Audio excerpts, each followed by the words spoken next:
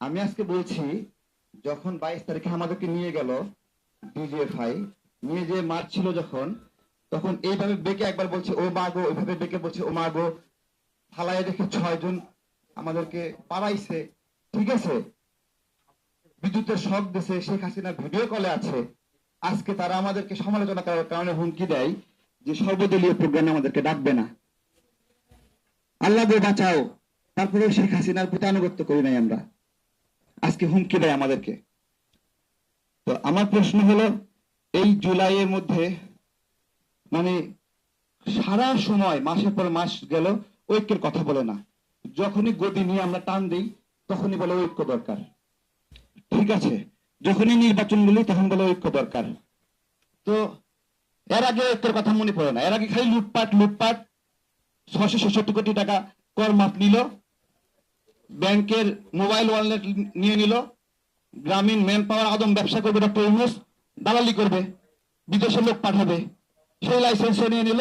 এগুলো কোনো সময় মনে পড়েনি।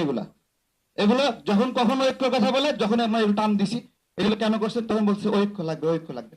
আজকে এই জুলাই গণ অভ্যুত্থানের একজন যোদ্ধা হিসেবে বলছি, আমরা যে পরিমাণে নিপীড়িত হয়েছি, এগুলো এই জুলাইয়ের প্রথম ভাঙ্গন করছে হলো ডক্টর ইউনূস। প্রথম ভাঙ্গন, একজন ব্যক্তি আন্দোলনে কোনো সম্পৃক্ত না, তাকে নিয়ে যায় মাস্টার মাইন্ড বানাই দিছে, দিয়ে সবার মধ্যে বিদ্বেষ লাগাই দিছে, বিভক্তি করছে। প্রথম জুলাইয়ের ফাটল ধরা ছিল ডক্টর ইউনূস, এবং নানাভাবে ষড়যন্ত্র করতেছে আমাদের গণতন্ত্রের বিরুদ্ধে, আমাদের নির্বাচনের বিরুদ্ধে।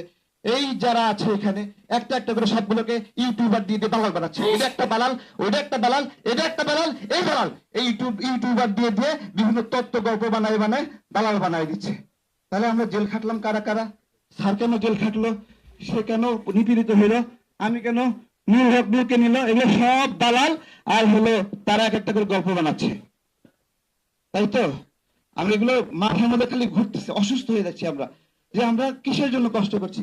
যে বন্দর নিয়ে ষড়যন্ত্রটা করছে, আমরা কি বলছি যে বন্দর নিয়ে, দেখেন ডক্টর ইউনূস আমাদেরকে অপমান করার জন্য বলছে ওয়েবসাইটে দিয়ে দিবে ইয়েস নো, ইয়েস নো, কে কে ইয়েস দিছে কে কে নো দিছে।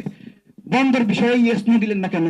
আগে থেকে চুক্তি করে রাখছেন, এখন ইয়েস নো লাগবে না? এখন ঐক্য লাগবে না বন্দর বিষয়ে?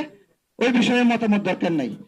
আমাদের কথা যে এই দেশের বন্দর কেমন শক্তিশালী, বন্দর হলো দেশের অস্তিত্ব। আমার তেল গ্যাস আমার অস্তিত্ব। একটু দাঁড়ান একটা সেকেন্ড, তেল গ্যাস অস্তিত্ব, এগুলোতে আমাদের আমাদের কর্তৃত্ব থাকবে। এগুলো বিদেশিদের কাছে গিয়ে ক্ষমতার জন্য দিয়ে দিবে, এটা আমরা কোনো সময় মানবো না। আমরা গণ অভ্যুত্থানে যেরকম জীবন ঝুঁকি রেখেছি,